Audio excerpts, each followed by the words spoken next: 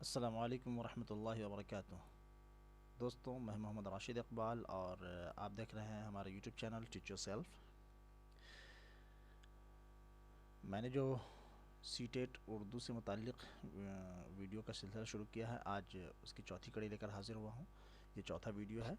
3 video ہم اپنے channel پہ اپلوڈ کر چکے ہیں، جس میں ہم نے 50 اہم سوالات کو حل کیا ہے، اور ہم کوشش کریں گے کہ آنے والے 2 سے 3 ویڈیو کے اندر 50 اور سوالات کو ہم اسی طریقے سے آپ کے سامنے پیش کر سکیں۔ دوستو، اگر یہ میری کوشش آپ کو اچھی لگ رہی ہو تو اس ویڈیو کو لائک کریں اور زیادہ سے زیادہ شیئر کریں۔ ٹھیک ہے دوستو، چلیے شروع کرتے ہیں۔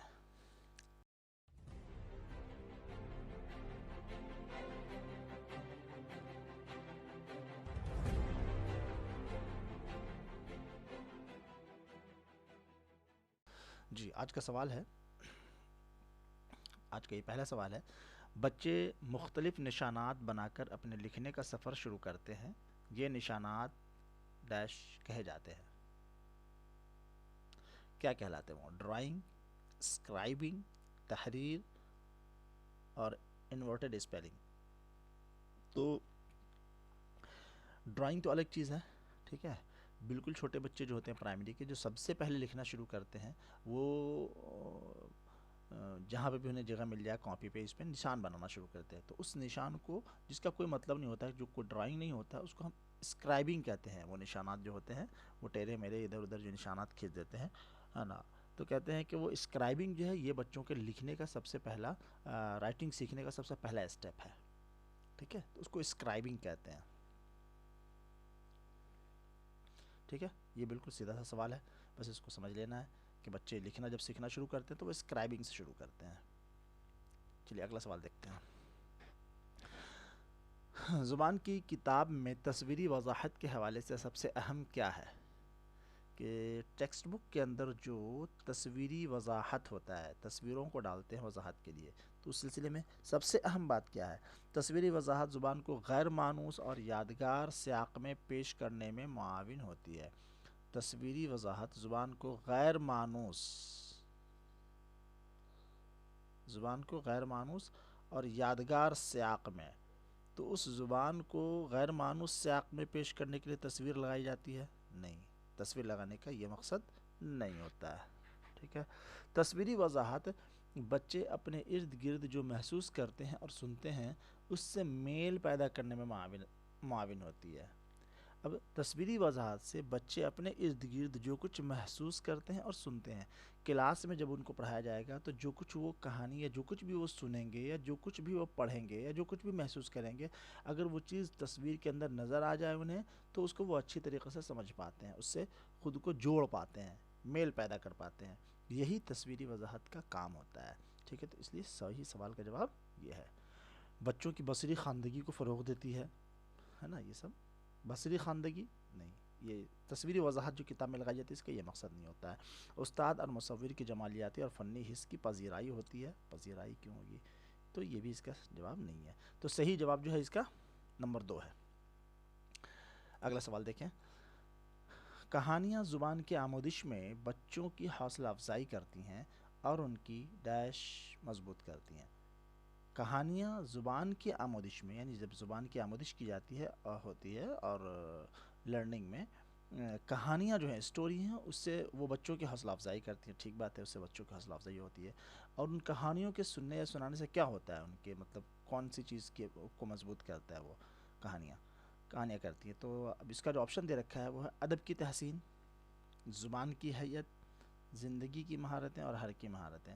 تو کہانیاں زبان کی آموزش میں جو کہانیاں پڑھائی جاتی ہیں یا سنائی جاتی ہیں یا بچے پڑھتے ہیں، اس سے حرکی زندگی کی مہارتیں یا حرکی مہارتیں کے فروغ کا تو کوئی مطلب نہیں ہو سکتا ہے۔ اور زبان کی حیت کی فروغ کا، یا زبان کی حیت کو مضبوط کرتے ہیں، یہ بھی نہیں ہے نا۔ زبان کی حیت کیسے مضبوط ہوگی اس سے؟ ہاں، کہانیاں پڑھنے سے بچوں کے اندر ادب کا ذوق پیدا ہوگا اور بچوں کی زبان اچھی ہو جائے گی، اور ادب کی تحسین، ادب جو ہے ان کی عمدہ ہو جائے گی، ٹھیک ہے۔ تو ادب کی تحسین کو مضبوط کرتی ہے، تو یہ اس کا صحیح جواب ہے۔ زبان کی سمجھ پیدا ہوتی ہے اور ادبی تحسین ہوتی ہے اس سے، کہانیوں سے۔ اگلا سوال دیکھیں۔ یہ کس نے کہا تھا کہ بچوں میں حیاتیاتی طور پر زبان سیکھنے کی صلاحیت ودیعت ہوتی ہے اور جسم کے حیاتیاتی فروغ کے ساتھ زبان کا فروغ ہوتا ہے. یہ انٹ ایبلٹی کی بات ہو رہی ہے. حیاتیاتی طور پہ، پیدائشی طور پہ ہے نا بچوں کے اندر جو ہے زبان سیکھنے کی صلاحیت ہوتی ہے. تو یہ تو نوم چومسکی کی تھیوری ہے. ٹھیک ہے، تو نوم چومسکی نے ایسا کہا تھا کہ بچوں کے اندر زبان سیکھنے کی فطری صلاحیت ہوتی ہے. ٹھیک ہے، چلیں اگلا سوال. مؤثر انداز میں قواعد کی تدریس کے حوالے سے کون درست نہیں ہے؟ کیا کہا ہے؟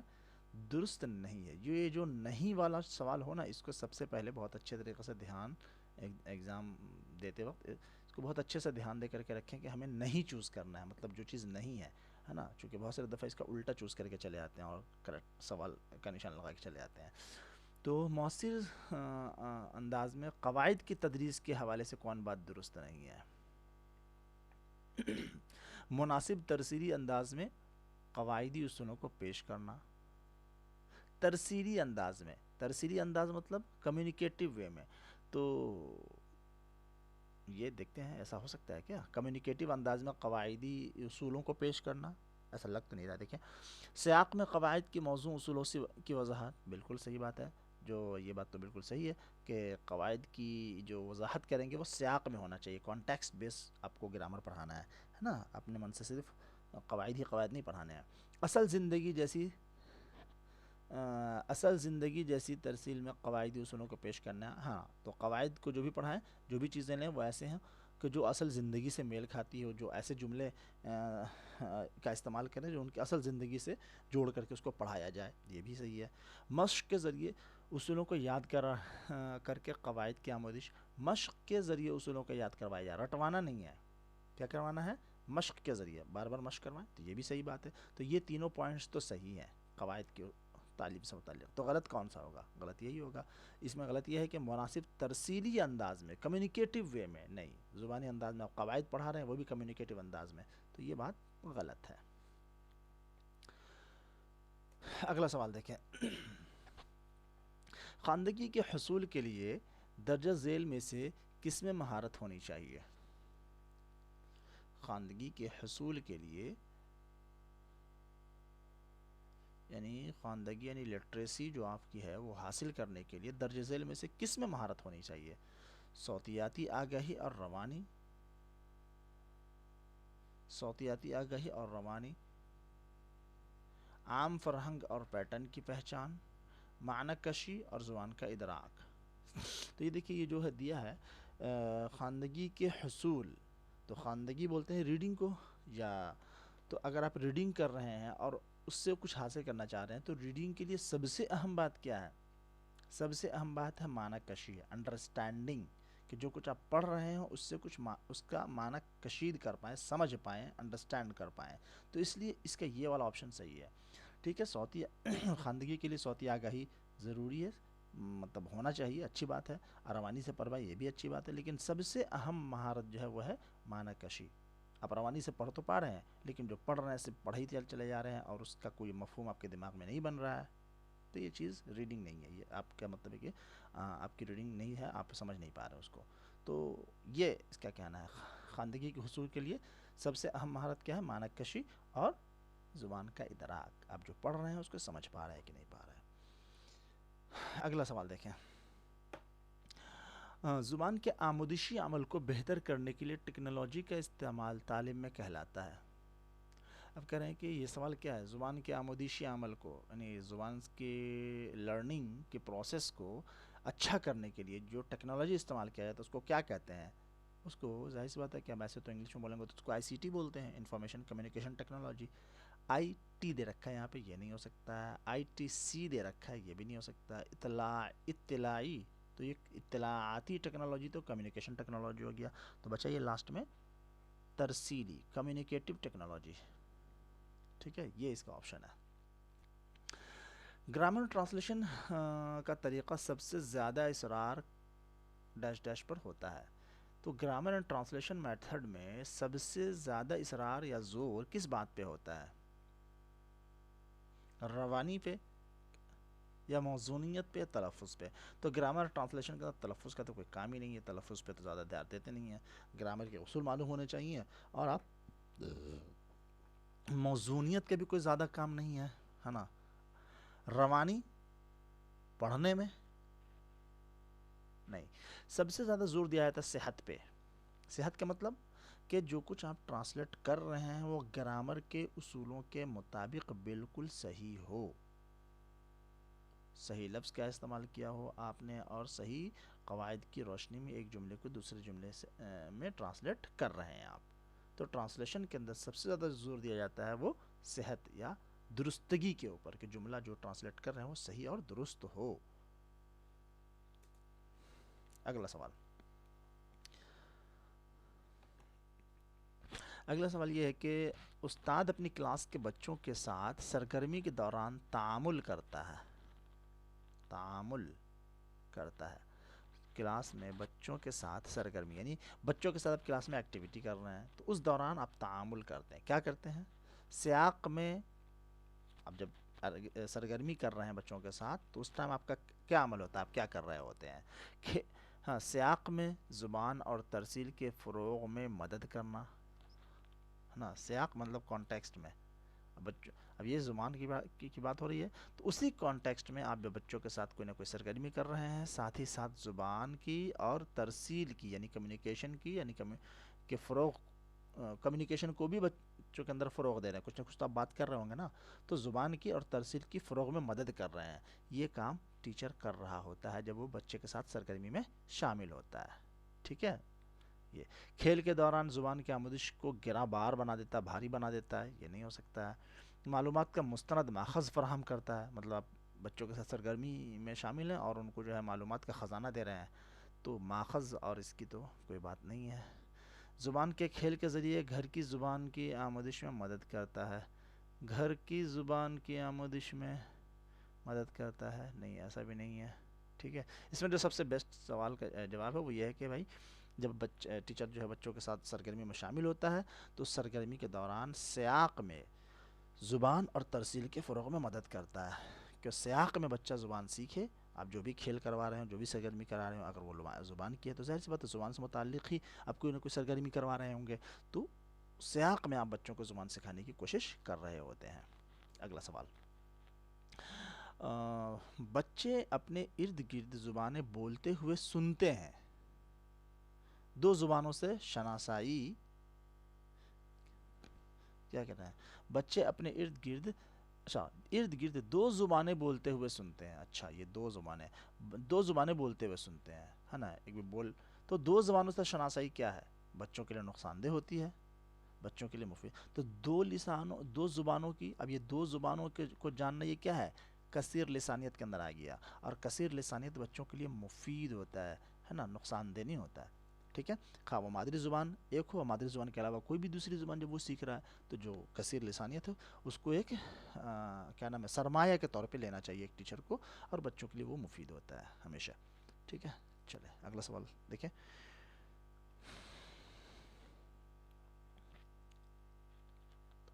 بچوں کی زبان کے فروغ کا سب سے اہم پہلو ہے. تو بچوں کی زبان کے فروغ کا یعنی بچوں میں زبان کا فروغ سب سے اہم پہلو کیا ہے بچوں میں زبان کے فروغ کا؟ اس زبان سے روبرو ہونا. تو کیا بچے صرف روبرو ہونے سے بچوں کے اندر زبان کا فروغ ہو جائے گا؟ نہیں. تو یہ کیا ہے؟ زبان کی مشق تو ٹھیک ہے، اس سے اس کا فروغ ہوتا ہے، بلکہ سب سے اہم پہلو یہ ہے مشق. غلطیوں کی اصلاح اچھی چیز ہے، لیکن پوچھا کہ بچوں کے اندر زبان کے فروغ کا سب سے اہم پہلو، تو سب سے اہم پہلو بچوں کے اندر یہ ہوتا ہے، خاص کر کے پڑھا ہوگا کہ جو بچے ابتدائی عمر میں ہوتے ہیں، خاص کر کے جس ٹائم میں جو ہے لینگویج ایکویزیشن ڈیوائس بہت ایکٹیو ہوتا ہے، خاص کر کے وہ 5 سال کا جو ایج ہوتا ہے، تو اس میں بچے جو ہیں بڑوں کی نقل کرتے ہیں اور خوب تیزی سے زبان کا فروغ ہوتا ہے اس عمر میں. تو یہ جواب اس کا صحیح ہے کہ بڑوں کی وہ جتنی زیادہ نقل کرتے ہیں اتنا زیادہ ان کے اندر جو ہے وہ زبان اتنا زیادہ اتنی جلدی وہ سیکھتے ہیں. ٹھیک ہے. تو یہ اس کا سب سے اہم پہلو ہے. اگلا سوال دیکھیں.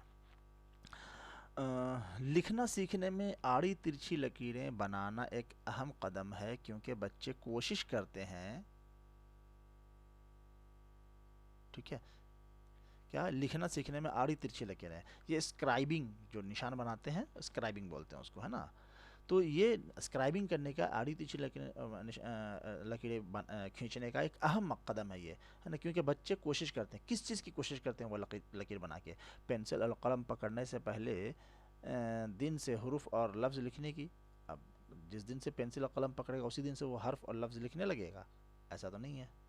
اپنے لیے نشانات کو بامعنی بنانے کی، صحیح بات ہے، یہ کوشش ہوتی ہے کہ بچہ بنا تو آری ترچھی لکیریں رہا ہے لیکن ایک وقت کے بعد پھر وہ اس کو اپنے لیے بامعنی کیا بنائیے، ہے نا. اب وہ کبھی کبھی بچہ نے کچھ بنائے گا کہ مما یہ شعر بن گیا، میں یہ کچھ بن گیا، ہے نا. تو اسی لیے ان نشانات کو بناتا ہے اور ان کو اپنے لیے بامعنی بنانے کی کوشش کرتا ہے. یہیں سے اس کے لکھنے کی آغاز شروع ہو جاتا ہے. ٹھیک ہے. تو اسی لیے جو آڑی ترچھی لکیریں ہوتی ہیں ان کو بچوں کے لکھنے کی کا آغاز مانا جاتا ہے، یہ ان کے لیے بہت اہم ہوتا ہے. ٹھیک ہے. چلیے اگلا سوال دیکھتے ہیں. درج ذیل میں سے کون سا بیان درست ہے؟ ہاتھ سے لکھنا اور لکھنا ایک ہی چیز ہے.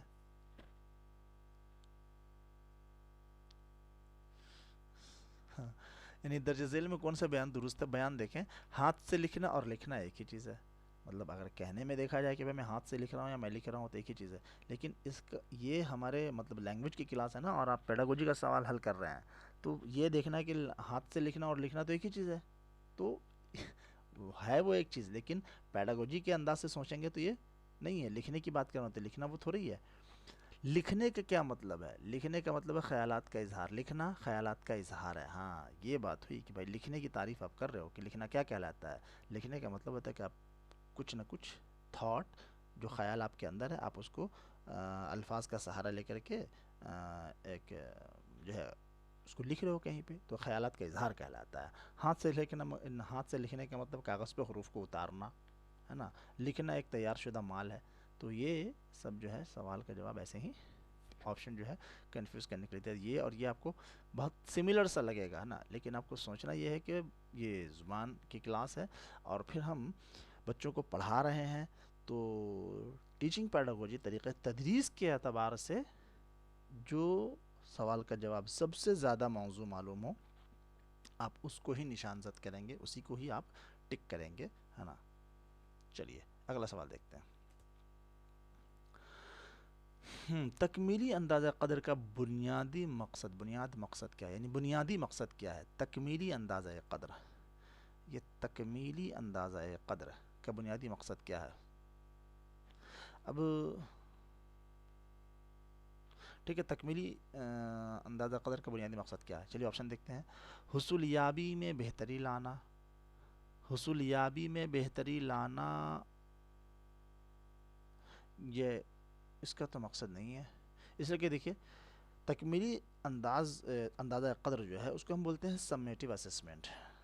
ٹھیک ہے.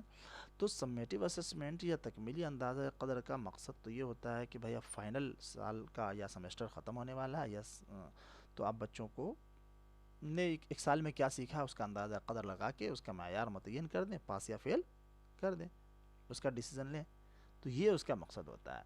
تو حصولی میں بہتری لانے کے لیے تو فارمیٹیو اسسمنٹ ہوتا ہے جسے ہم تحصیلی جانچ کہتے ہیں، تکمیلی جانچ نہیں کہتے ہیں. تو یہ تو نہیں ہو سکتا. مطالعے کے لیے اکائی کی شروعات میں طلبہ کی فہم کے بارے میں معلومات یکجا کرنا نہیں. مطالعے کے لیے معلومات یکجا کرنا یہ بھی تکمیلی جانچ کا مقصد نہیں ہے.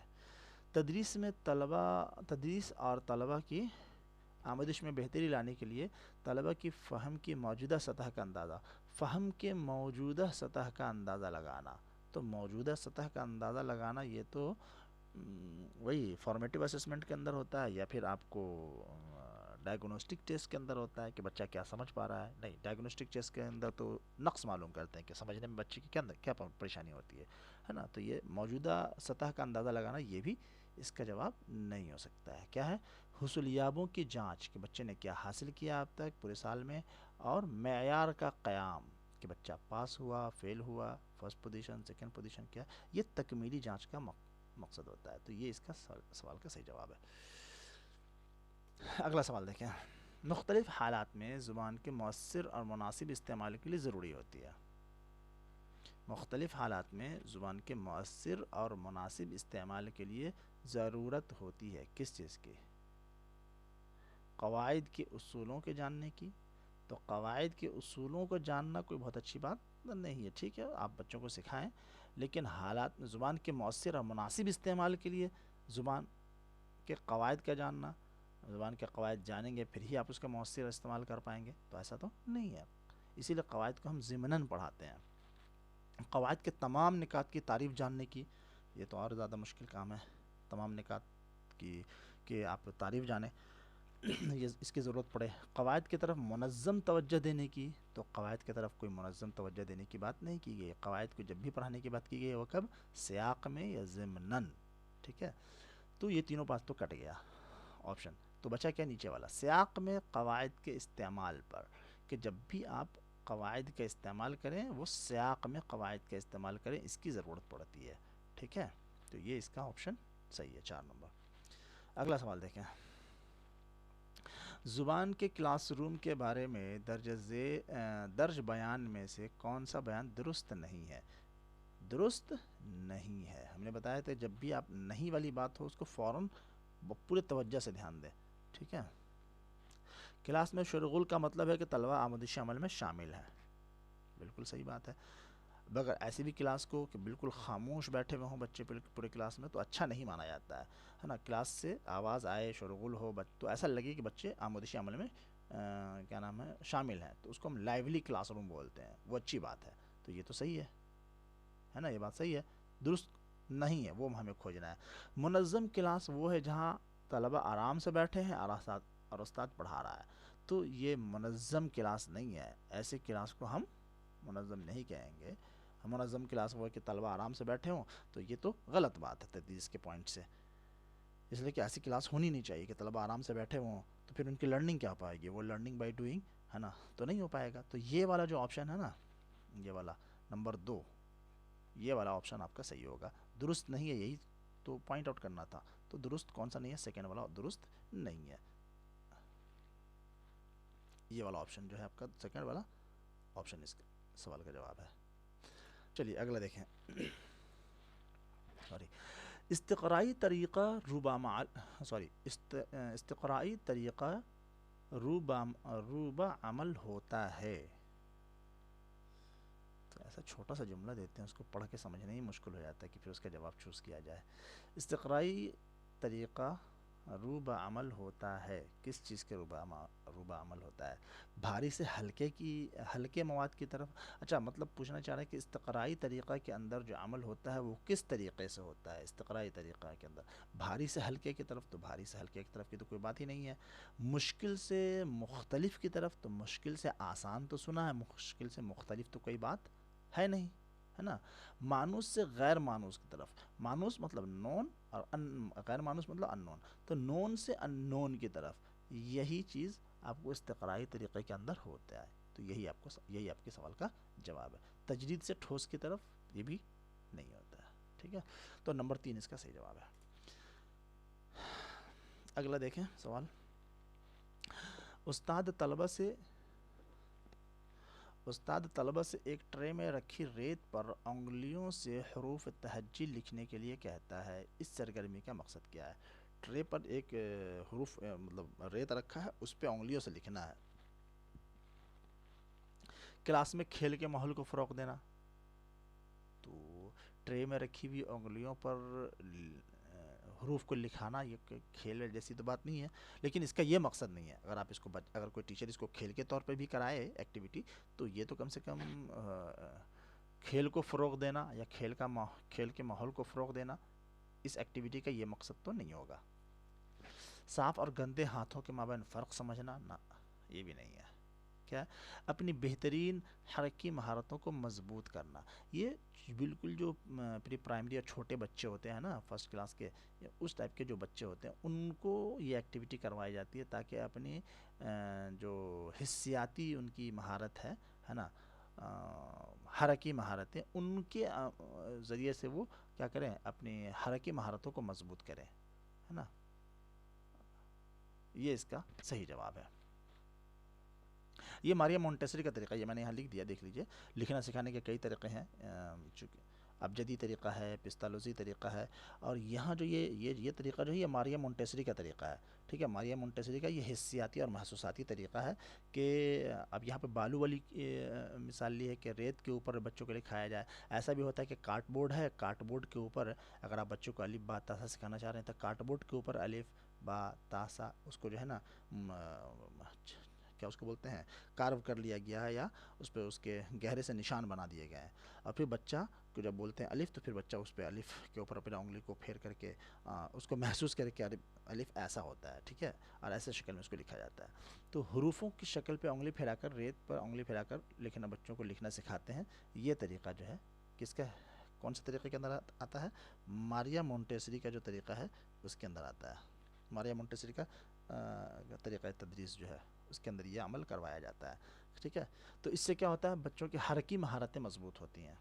صحیح بات ہے. تو یہ 3 والا آپشن جو ہے اس کا صحیح ہے. اگلا دیکھ لیں. اگلا سوال ہے قومی تعلیمی پالیسی 2020.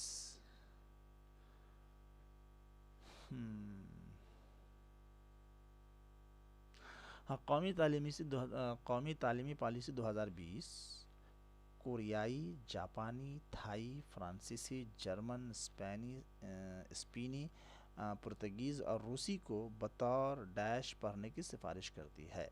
یعنی قومی تعلیمی پالیسی 2020 میں کوریائی اور جاپانی اور ان تمام جو فورن یا غیر ملکی زبانیں ہیں ان کو کس حیثیت سے پڑھنے کی سفارش کرتی ہے؟ نمبر 1 سہل ثانی فارمولے کے تحت. صحیح بات ہے، یہی اس کا جواب ہے کہ سہل ثانی فارمولے کے تحت ہی اس کو پڑھنے کی بات کی گئی ہے. اس کے اندر بھی پہلے سے بھی سہل ثانی فارمولے کی بات ہو رہی تھی، اور ابھی بھی جو نیو ایجوکیشن پالیسی، قومی تعلیمی پالیسی جو آئی ہے 2020 کی، اس میں بھی اسی کو برقرار رکھا گیا کہ سہل ثانی فارمولے کے تحت ہی زبان کی تدریس ہوگی.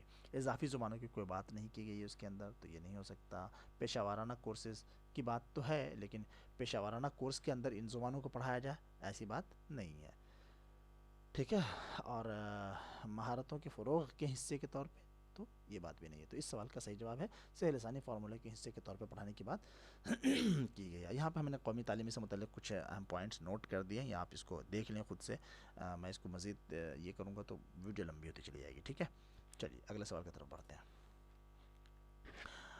ایک آموزگار سری نگر میں ملیالم زبان کا انتخاب. یہ دھیان سے دیکھیں اس کو کہ ایک آموزگار کہاں سری نگر میں ملیالم زبان کا انتخاب بطور تیسری زبان کرتا ہے، اور کلاس روم میں اسے پڑھنے اور بات چیت کرنے سے 1 سال کے اندر وہ زبان بولنے اور پڑھنے کے قابل ہو جاتا ہے، تو اسے کیا کہیں گے؟ یعنی ایک آموزگار ہے جو کہ سری نگر میں رہتا ہے اور وہاں سری نگر میں ملیالم زبان کا انتخاب کرتا ہے نا، جو کہ سری نگر کی ظاہر سی بات ہے کہ مادری زبان یا وہاں کی لوکل زبان نہیں ہے وہ، ہے نا. تیسری زبان کے طور پر اس کا انتخاب کرتا ہے، اور محض کلاس روم میں اسے پڑھنے اور بات چیت کرنے سے 1 سال کے اندر اندر وہ زبان بولنے اور پڑھنے کے قابل ہو جاتا ہے. تو اسے کیا کہیں گے؟ زبان کی آموزش کہیں گے یا زبان کا حصول کہیں گے؟ تو زبان کا حصول کہیں گے، لینگویج ایکویزیشن. ٹھیک ہے، کیونکہ یہ فطری انداز میں اور نیچرل انوائرمنٹ کے طریقے پہ اس نے سیکھا ہے نا. کلاس روم کے اندر بات چیت کرتے ہوئے پڑھتے ہوئے اس نے فطری انداز میں جو ہے زبان کی آموزش، زبان کا حصول کیا. تو یہ لینگویج ایکویزیشن کہلائے گا. تو یہ زبان کا حصول، یہ والا اس کا آپشن صحیح ہے. اگلا سوال دیکھیں. آموزش کے حالیہ مطالب کے مطابق درجہ ذیل میں سے کون 2 درست ہیں؟ آموزش کے حالیہ مطالب، اب آموزش کے جو مطالب، مطلب کی جمع یہ مطالب ہیں، ان کے مطابق درجہ ذیل میں سے کون 2 بیان درست ہیں؟ نمبر 1 غلطیاں آموزش کا حصہ ہیں. تو یہ میں نے بتایا تھا کہ غلطیوں کو بہت ہی زیادہ نگیٹو یا نگیٹیولی لینے کی، منفی طور پہ لینے کی ضرورت ہی نہیں ہے. اگر بچہ کوئی غلطی کر رہا ہے تو کوئی بات نہیں ہے، غلطی آموزش کا ایک حصہ ہے، بالکل صحیح بات ہے. غلطیاں آموزش میں مخل ہوتی ہیں. یہ ماننا کہ اگر بچے نے غلطی کر دی تو اس سے اس کی لرننگ ڈسٹرب ہو جائے گی، نہیں، مخل نہیں ہوتی ہے وہ. ٹھیک ہے، بچے نے کچھ غلط سمجھ لیا، ہم کوشش کریں گے اس کو دوبارہ سمجھا دیں. ٹھیک ہے، تو یہ بات غلط ہے. غلطیوں کو کی فوراً اصلاح کی جانی چاہیے. غلطیوں کی اصلاح تو کی جانی چاہیے لیکن ضروری ہے کہ فوراً کی جائے. بہت ساری دفعہ فوراً کی ضرورت نہیں ہوتی ہے. ٹھیک ہے، تو یہ بات بھی غلط ہے. ام،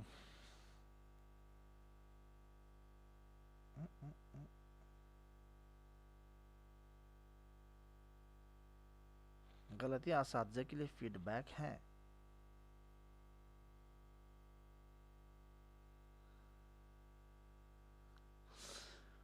غلطیاں اساتذہ کے لیے فیڈ بیک ہیں. غلطیاں آموزش میں مخل ہوتی ہیں.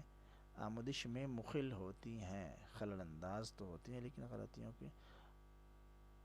ہاں، اس کا جو ہے یہ دیکھیے، اس میں ایک چیز ہے کہ یہ ماننا کہ غلطیاں آموزش میں مخل ہوتی ہیں تو غلطیوں سے ہاں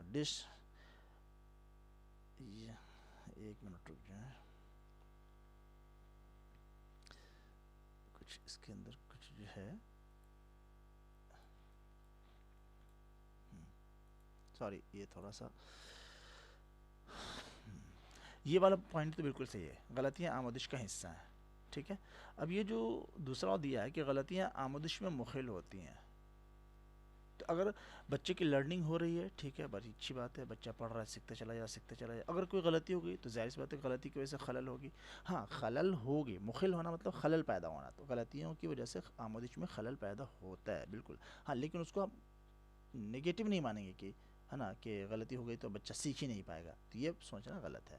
تو غلطیوں کی وجہ سے خلل ہوتا ہے، لرننگ اس کا ڈسٹرب ہوتا ہے. پھر بچہ جب وہ غلطی درست کر لیتا ہے پھر اس کی لرننگ ہو جاتی ہے. ٹھیک ہے، تو یہ بات صحیح ہے.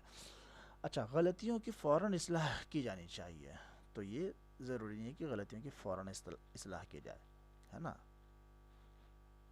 کلاس میں پڑھا رہا ہے تو ٹیچر کے اوپر کبھی کبھی تو پورے کلاس کے ساتھ آپ غلطیوں کی اصلاح کرواتے ہو.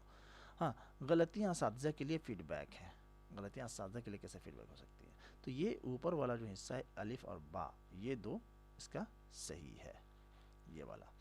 ٹھیک ہے، اس کو دھیان سے سمجھیں گے. غلطیاں آموزش میں مخل ہوتی ہیں مطلب اس سے خلل واقع ہوتا ہے. کیسے واقع ہوتا ہے کہ بچہ لرننگ کر رہا ہے، سیکھ رہا ہے نا، تو اس کی لرننگ ہو رہی ہے، اسموتھلی چل رہی ہے، وہ آسانی سے سیکھتا چلا جا رہا ہے. لیکن اگر کچھ غلطی ہو گئی تو اس کا مطلب ہے کہ اس کی لرننگ ڈسٹرب ہو گئی نا. پھر جب آپ اس غلطی کو صحیح کر دیں گے تو پھر اس کی لرننگ ٹھیک ہو جائے گی اور وہ اس چیز کو سیکھ جائے گا. ٹھیک ہے، چلیے اگلے سوال کی طرف چلتے ہیں. قواعد کی آموزش میں عملیاتی معلومات کو ڈیش کہا جاتا ہے. تو قواعد کی آموزش میں عملیاتی معلومات کو ڈیش کہا جاتا ہے. کیا کہا جاتا ہے دیکھ لیں. زبان کی آموزش کے لیے کسی کی غلطیوں کا تجزیہ. قواعد کی آموزش میں عملیاتی معلومات، پریکٹیکل انفارمیشن. عملیاتی معلومات کیا ہے؟ زبان کی آموزش میں آپ کو عملیاتی معلومات حاصل ہو. تو عملیاتی معلومات کیا ہوگا؟ پریکٹیکل انفارمیشن کیا ہوگا؟ ٹھیک ہے، زبان کی آموزش کے لیے کسی کی غلطیوں کا تجزیہ کرنا، ہے نا، یہ عملیاتی معلومات ہے زبان کی آموزش میں. یعنی مثال کے طور پہ زبان کی آموزش کرانے کے لیے، لرننگ کے لیے عملیاتی معلومات یہ ہوگی کہ اگر کسی کی کوئی غلطی ہوئی تو ٹیچر کیا کرے، استاد جو ہے کلاس کے اندر اس کی غلطی پوری کلاس کے سامنے یا سمجھانے کے لیے اس کا تجزیہ کرے کہ دیکھو یہ غلطی اس وجہ سے ہوئی ہے، یہاں پہ یہ بات غلط ہے. اس قائد اگر گرامر کی غلطی ہو تو یا استعمال کی غلطی ہو یا لفظ کے تلفظ کی جس بھی طرح کی غلطی ہو، تو کسی کی غلطی کا جب تجزیہ کر دیا جاتا ہے تو وہ عملیاتی اور پریکٹیکل معلومات، انفارمیشن بچے کو مل جاتی ہے. تو یہ غلطیوں کا تجزیہ جو ہے یہی عملیاتی معلومات ہے. تو یہ والا جو آپشن ہے یہ صحیح ہے. زبان کی آموزش کے لیے کسی کی غلطیوں کا تجزیہ، یہ والا آپشن صحیح ہے. باقی جو آپشن ہے قواعد کے کلیے کے عمل کو سمجھنا، تو کلیے کے عمل کو سمجھنا، ہے نا، قواعد کو الگ سے پڑھانے کی بات ہی نہیں ہوتی ہے. قواعد کے کلیوں کی آموزش، کلیوں اصول اس کی آموزش. قواعد کی کتاب سے یہ سمجھنا کہ قواعد کے کلیے کیسے کام کرتے ہیں. تو قواعد کی کوئی کتاب ہی نہیں ہوتی، الگ سے کوئی کتاب نہیں پڑھاتے ہم، ہے نا، پرائمری سطح پہ. ٹھیک ہے، تو یہ پہلا والا آپشن اس کا صحیح ہے. آگے دیکھیں. زبان یا مواد کے کلاس روم میں کثیر لسانیت. زبان یا مواد کے کلاس روم میں کثیر لسانیت بطور حکمت عملی ہے. اب یہاں پہ جو ہے نا زبان کبھی کبھی سوال کو یہ تھوڑا سا کمپلیکیٹ کر دیتے ہیں. زبان کہہ دیا تو مواد نہیں کہنا چاہیے. تو زبان یا مواد کے کلاس روم میں، یعنی زبان کے کلاس روم ہے، یا آپ جو کچھ آپ پڑھا رہے ہو لینگویج کے کلاس روم میں کثیر لسانیت بطور حکمت عملی ڈیش ہے. کیا ہے؟ کثیر لسانیت بطور حکمت عملی ڈیش ڈیش ڈیش ہے. کیا ہے؟ مواد یا موضوع اور زبان کی تدریس و آموزش کے لیے آموزگاروں کی زبان کا استعمال. چلیے یہ کم مشکل ہو رہا ہے، یہ 2-3 ورڈ جو انہوں نے شامل کر دیا ہے نا، مواد مٹیریل، موضوع اور زبان، ہے نا. سب اس کو ایسے پڑھیں آپ لینگویج کے پاس، یہاں سے پڑھ کے دیکھیں ایسے کہ زبان کی تدریس و آموزش کے لیے آموزگاروں کی زبان کا استعمال. زبان کی جو کلاس کے اندر تدریس ٹیچنگ ہوگی یا جو آموزش ہوگی، اس کے لیے جو آموزگاروں کی زبان ہے اسی کو استعمال کرنا کثیر لسانیت کے اندر بطور حکمت عملی آتا ہے. یعنی کثیر لسانیت کے تحت حکمت عملی یہ ہے کہ جب کلاس میں مختلف بچے ہیں، ان کی مختلف زبانیں ہیں، تو ان بچوں کی زبان کو ہی تدریس کا ذریعہ، بچوں کی زبان کو ہی تدریس کے لیے آپ استعمال کریں. اگر کوئی چیز پڑھا رہے ہیں تو بچوں سے پوچھیں اور ان سے ان کی زبان میں جواب لیں. تو یہی کثیر لسانیت کا استعمال ہے. تو اس لیے یہ جواب اس کا صحیح ہے. بہت سی زبانوں کی آموزش میں، جس میں مادری زبان، جدید ہندوستانی کی زبانیں، کلاسیکی زبانیں اور ایک غیر ملکی زبانیں شامل ہیں. تو اتنی تو آتی بھی نہیں ہے، مطلب مادری زبان بھی ہوں، جدید ہندوستانی زبانیں بھی ہوں. سہل لسانی کے تحت کیا نام ہے، انسان مادری زبان یا 2 اور زبانیں سیکھ سکتا ہے، ایک ہندوستانی زبان یا ایک کلاسیکی زبان، ہے نا. تو یہ جو کہہ رہے ہیں کہ زبان یا مواد کے کلاس روم میں کثیر لسانیت بطور حکمت عملی ہے. کیا ہے؟ بہت سی زبانوں کی آموزش یہ حکمت عملی کے طور پہ کام نہیں کرے گی. بہت سی زبانوں کی آموزش کثیر لسانیت تو ہے، لیکن حکمت عملی کے طور پہ آپ اس کو کیسے کلاس کے اندر استعمال کریں گے؟ حکمت عملی کے طور پہ یہ والی بات استعمال ہوگی کہ آموزگاروں کی زبان کا استعمال، ہے نا، یہ والا. تو یہ والا آپشن اس کا صحیح ہے. حتی الامکان زیادہ سے زیادہ زبانوں کی آموزش، یہ بھی حکمت عملی نہیں. بطور زبان اردو میڈیم کے مادری زبان کی آموزش، نہیں، یہ سب اس کے آپشن نہیں ہے. پہلا والا آپشن اس کا صحیح ہے. اگلا سوال دیکھیں. آموزگار لکھنے کے مختلف مراحل سے گزرتا ہے، لکھنے کے اس انداز نظر کو کیا کہیں گے؟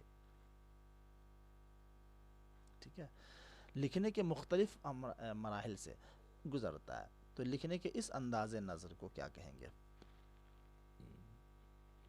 پیداواری انداز نظر، عملیاتی انداز نظر، اقتباس کا اور نجی تحریر کا. ابھی کہہ رہے ہیں کہ لکھنے کے مختلف مراحل، تو نجی تحریر تو مختلف مراحل کے اندر نہیں آئے گا. نجی تحریر تو آپ ڈائری لکھتے ہیں یا خط لکھتے ہیں، کچھ بھی لکھتے ہیں، آپ لکھنے کے لیے بیٹھے لکھ لیا. مختلف مراحل کہاں ہوا؟ ٹھیک ہے، تو اس کی تو ضرورت نہیں ہوتی اس کے اندر. اقتباس کے اندر بھی وہ چیز نہیں ہوتا، تو یہ دو تو کٹ گیا. بچ گیا یہ دونوں، پیداواری انداز نظر اور عملیاتی انداز نظر. یہ ہوتا کیا ہے؟ پیداواری انداز نظر کا مطلب ہوتا ہے پروڈکٹ اپروچ، جس کو ہم انگلش میں بولتے ہیں، اور عملیاتی انداز نظر کا مطلب ہوتا ہے پروسیس اپروچ. ٹھیک ہے، پروسیس اپروچ کے اندر یہ ہوتا ہے کہ آپ کسی چیز کے لکھنے کے مراحل، ہے نا، ایک مرحلے کے بعد دوسرا مرحلہ، دوسرے کے بعد تیسرا مرحلہ آتا ہے. ٹھیک ہے، تو مختلف مرحلوں سے جو چیز گزرتی ہے ان کو ہم پروسیس اپروچ کہتے ہیں. ٹھیک ہے، تو یہ جو کہہ رہے ہیں جو آموزگار لکھنے کے مختلف مراحل سے گزرتا ہے، تو مختلف مراحل سے گزرنے کا مطلب ہی ہوتا ہے کہ ظاہر سی بات وہ جو اپروچ ہے وہ کیسا ہے؟ پروسیس اپروچ ہے. ٹھیک ہے، پروڈکٹ اپروچ نہیں ہے. عملی طور پر گزرتا ہے، ایک مرحلے کے بعد دوسرا مرحلہ، دوسرے کے بعد تیسرا مرحلہ. بچہ جو پہلے املا کرتا ہے، پھر اس کے بعد نقل نویسی کرتا ہے، پھر جو ہے اور طریقے سے لکھتا ہے. اس طریقے سے بچہ مختلف مراحل سے گزرنے کے بعد لکھنا سیکھ لیتا ہے. ٹھیک ہے، تو یہ عملیاتی انداز نظر ہے جس میں بچہ مختلف مراحل سے گزرتا ہے. ٹھیک ہے، چلے، تو یہ اس کا صحیح جواب ہے. اگلا سوال دیکھیں. استاد اپنی کلاس کو 4 کے گروپ میں بانٹ کر انہیں مختلف موضوعات پہ کام کرنے اور 3 ماہ کے اندر کام کر کے پوری کلاس کے سامنے تحریری رپورٹ پیش کرنے کے لیے کہتا ہے. اس گروپ سرگرمی کو کیا کہیں گے؟ کیا کر رہا ہے استاد؟ 4 کے گروپ میں بانٹ دیا، سب کو مختلف موضوعات دے دیے اور 3 مہینے کا ٹائم دے دیا، اور کہا کہ آپ جو کچھ کام کرو گے وہ تحریری شکل میں لکھ کر کے پیش کرو گے۔ اب یہ پوری باتوں کو ملاؤ تو ظاہر سے تو پروجیکٹ کے اندر ہی یہ ہوتا ہے کہ آپ کو گروپ بنا، کبھی گروپ پروجیکٹ دیا جاتا ہے، گروپ بنا دیا جاتا ہے 3 3 کا، تو گروپ سرگرمی، تو سرگرمی تو کلاس کے اندر ہوگی فوراً فوراً، ہے نا، تو یہ تو نہیں ہے 3 مہینے کا ٹائم کیسے ملے گا۔ مفوضہ، ہے نا، مفوضہ بھی نہیں ہے، اسائنمنٹ جو ہوتا ہے وہ انڈیویجول دیا جاتا ہے، اور اب تو یہ مفوضہ بھی نہیں ہے۔ زبان کا کام نہیں، پروجیکٹ ہے یہ، گروپ پروجیکٹ خاص کر کے، تو پروجیکٹ کہتے ہیں اس کو، ٹھیک ہے دوستوں۔ تو یہ سوال نمبر جو 75 ہے، اس کا جواب یہ نمبر 4 ہے۔ ہاں، یہ کچھ 75 سوالات ہو گئے ہیں، تو آج کے اس ویڈیو میں اتنا ہی رہنے دیتے ہیں، اگلے ویڈیو میں انشاءاللہ ہم اس کو مکمل کر دیں گے، اور اس کو ایک مرتبہ دیکھ لیں، تھوڑا سا سنجیدگی کے ساتھ دیکھیں، اور کچھ جو اہم پوائنٹس اس کے اندر ہوں، خاص کر کے جو اصطلاح ہے، آپ نے اگر پیڈاگوجی پڑھا ہے تھوڑا بہت تو ظاہر سی بات ہے کہ کسی اور لینگویج کے لیے پڑھا ہوگا تو اس کی کچھ معلومات تو آپ کے پاس ہوگی، ٹھیک ہے۔ اردو میں پریشانی کبھی کبھی ٹرمینالوجی کو سمجھنے میں ہی ہوتی ہے، تو اس کو آپ دیکھ کر کے کوشش کریں کہ جو اس کی جو ٹرمینالوجی ہے اس کو آپ لکھ لیں، ہاں، اردو اور انگلش دونوں طریقے سے جو میں بتا رہا ہوں وہ، جو ہمارے نوٹس پہ کہیں کہیں پہ لکھا ہوا ہے اس کو، اور پھر آپ جو ہے اس کو ایک مرتبہ اپنے طریقے سے سمجھ لیں، اس سے بہت زیادہ آپ کی مدد ہو جائے گی، ٹھیک ہے۔ تو آج کے لیے اتنا ہی، انشاءاللہ جلدی ملیں گے کسی اگلے ویڈیو میں، جب تک خوش رہیں، اپنا خیال رکھیں، اور اگر ہماری یہ کوشش اچھی لگ رہی ہے تو اسے زیادہ سے زیادہ لوگوں تک پہنچانے میں ہماری مدد بھی کریں۔ شکریہ، السلام علیکم ورحمۃ اللہ وبرکاتہ۔